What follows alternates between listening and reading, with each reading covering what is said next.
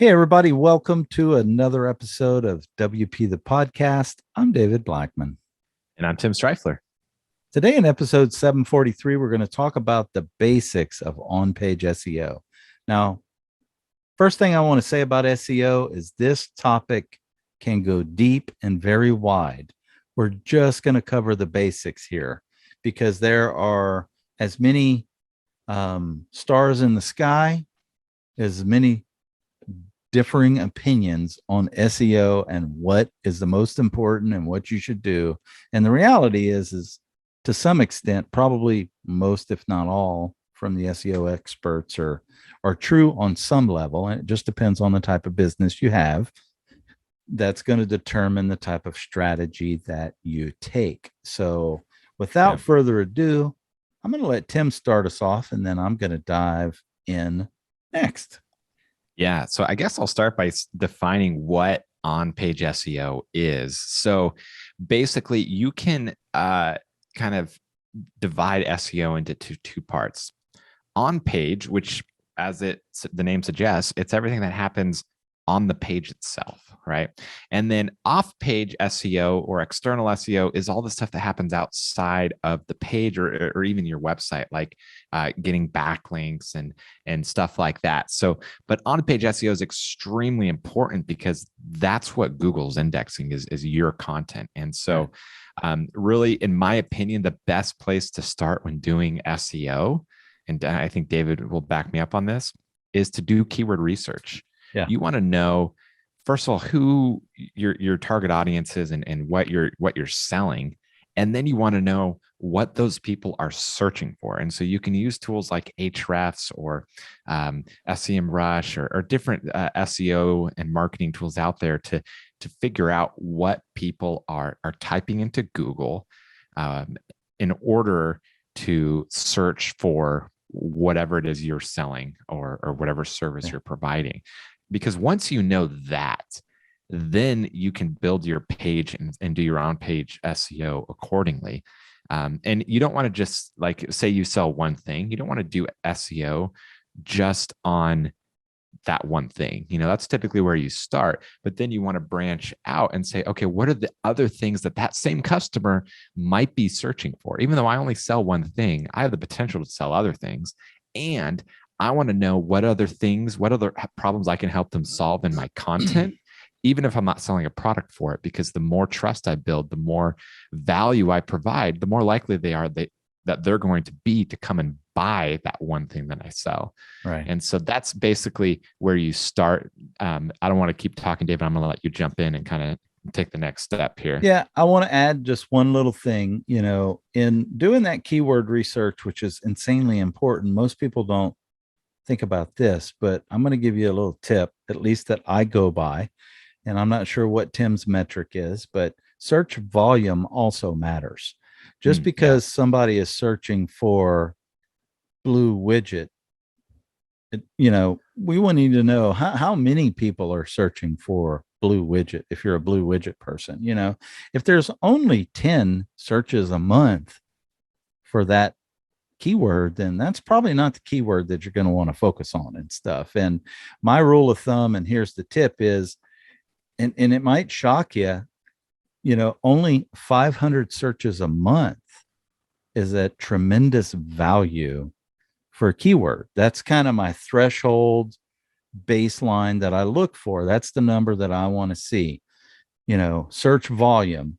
Is it being searched for more than 500 times a month?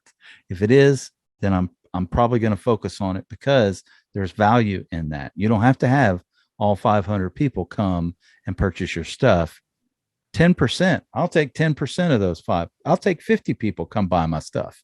I'll take 1%, maybe 5, depending on the price of your goods and stuff. So, if you think about that and that perspective, it really matters. So the first thing that I'm going to tell you in regards to on-page SEO, let's start at the top of the page. Titles. Titles are really, really important. Google and search engines want one H1 tag for on-page SEO. That's what they recommend. A lot of people like to go get crazy with their design and stuff, and they may have multiple things, titles on a page for each section of the page, and they're dropping H1 tags like it's Tic Tacs and they got bad breath or something. And all you're doing is really hurting yourself. You're not helping yourself. Google has a structure and a hierarchy of what's important on a page. Go over and take a look at what they recommend for H1, H2, H3. It goes all the way to H6 tags and how to best use those for on-page SEO. Yeah, absolutely. And that kind of ties in with what we talked about a few episodes back, episode 736, talking about site architecture, and even the episode before that, where we talked about the most crucial pages on your site. You want your pages and your site architecture well organized and well planned out. And also you want each page to be about one major thing, right? It can have, some subtopics within it, but you want it to be about one thing, because that's going to help Google know what your page is about and index you and rank you accordingly. But it's also going to help your users, because if going back to our simplified example of a business that sells blue widgets, if on that page you talk about the blue widgets that you sell, but then you're also talking about your brown knickknacks that you also sell, that's completely different. And maybe it's related to that same type of customer, but it's a totally different type of product in a different category. Well, you don't want them on the same page. That's going to confuse the user and confuse Google. You want it to be all about those blue widgets. And as David mentioned, you have your title tags. That's what you see in your browser tab at the top. That's your title tag. And that's also what gets shown on the search engine results page when someone types in a keyword and they see the different pages. So that's all part of on-page SEO. And generally, you want the major keywords to be in your title tags, to be in your H1 tags, especially, but then potentially your H2 and H3s, as well as a paragraph text. However, the major caveat to that is you don't want to do it in a spammy or unnatural way, right? Okay. So you don't want to be injecting keywords into everywhere you can. I think David mentioned that a couple episodes back. You don't want to just every other word be that keyword. And Google's going to used to be the spam. Thing called keyword stuffing. Yeah, it's called keyword stuffing, and people would just. And whoever could stuff the most keywords usually got ranked. I hate to say it. It was crazy. Oh, yeah. It's in the true. Wild Wild West, I remember I had a professor in college said that back in the day when SEO and Google was new, if you wanted to get a lot of traffic to your site, he said all you had to do was put the keyword Jessica Alba like 3,000 times in the background of your page. So it's still in the HTML, but not actually visible.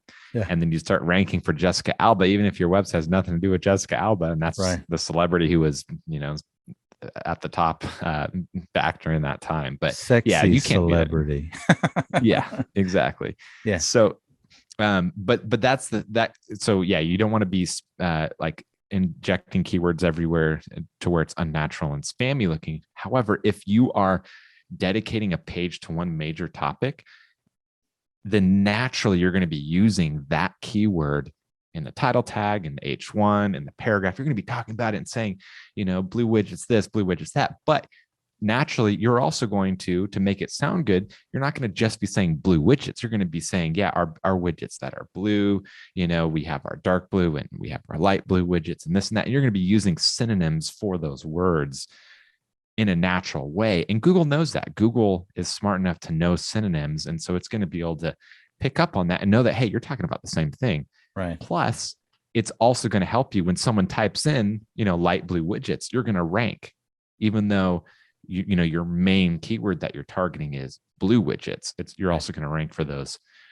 still popular, but not as popular keywords too.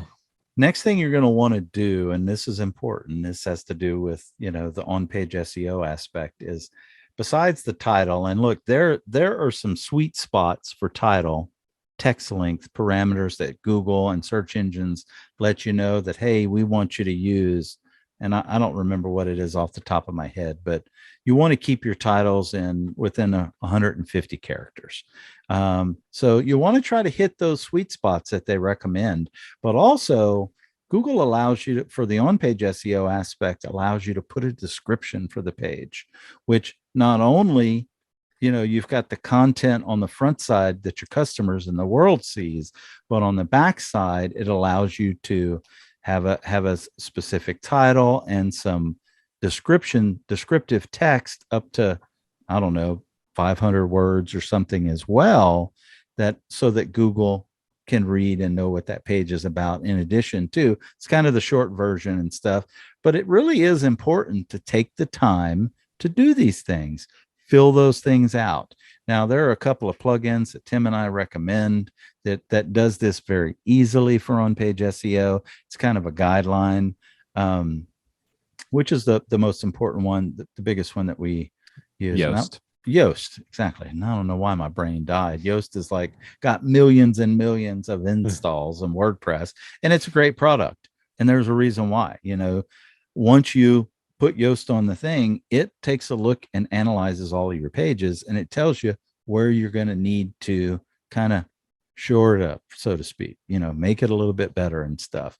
And it gives you the ability to put in those titles, those descriptions, and all that stuff, that Google is looking for and stuff. There's a basic structure in there. So we do recommend, hey, don't reinvent the wheel. Use one of these great products that are doing really well and make it easy for you and do it. Now, don't get hung up if you're using Yoast on got to get a green light, for my page to be perfect, because guess what? Nobody's got the perfect page, and you're never going to have the perfect page. So just do the basics, make sure that your dots are, your I's are dotted, your T's are crossed, and get the basics taken care of, and you're going to be fine. Yeah, absolutely. Yeah. And one thing I'll add, David mentioned the meta description, and the SEO plugins like such as Yoast lets you easily define your title tags as well as your meta descriptions. Meta descriptions Google doesn't use to rank, and they made that clear, but it is important for click-through rate. And so that's why, as David mentioned, you really want to spend the time to write good meta descriptions that will give a good summary of what the page is about and make it enticing for the user to click. Because if they see that, hey, there's 4 pages here that all talk about blue widgets, but in your meta description, you're like, here's what our customers are saying about our blue widgets, blah, blah, blah, and it's like, wow, there's a testimonial right there. This is awesome. It's going to increase the chances of someone clicking, because it's rather than just, some boring generic text about blue widgets, it's something, engaging and exciting. Like, oh, what are other people saying about it? I want to know. I'm going to click. And then, the more that people click, the higher that Google's going to rank you, because, hey, people seem to be clicking on this. We're going to give them a boost in the ranking here. Also, when you have a good meta description that has the keywords kind of naturally inside that meta description text, well, then when someone searches for that keyword, they're going to see what they search for in your meta description bolded. So it's going to give them that other kind of psychological cue that, hey, this is a good thing to click on because they have what I searched for right there in their page, and therefore it's relevant to what I'm looking for. And so it's that kind of psychological trigger for them to want to go to your page because it's what they're searching for. So those are kind of the basics of SEO. I would say the only other thing to add to it is you want good internal linking. That's kind of an important thing with SEO. If you have your page all about blue widgets, but you also sell red widgets, well, it's important to mention that, hey, if you want one of our widgets in a different color, we have it over here, and you link to it. And then that helps Google know, it kind of helps them index everything and understand how they play together by linking to your own content. And you're kind of passing some of that SEO juice, as it's called in the online world, over to that other page. And so WordPress, just because of the way WordPress has really good navigation hierarchy and stuff, is really good for SEO, because, as long as you have, all your pages in your menu, you're going to naturally be linking to all your pages already. And so, but linking to it within body text is really helpful as well. So I think that's a pretty good summary of the basics of on-page SEO. David, anything you want to add? I don't think so. I think we've turned this into the WP the podcast 15-minute episodes, I know. which, you know what? I'll be honest. I think these may be the sweet spot. So Tim and I have done long form content. We've done short form content, and it seems like the medium range might actually be some really good value and stuff. So Yeah, totally. tomorrow we've got another great topic. What is CSS and how it works with WordPress? Ooh. Tim, until tomorrow, we'll see you then. Take care. Bye bye.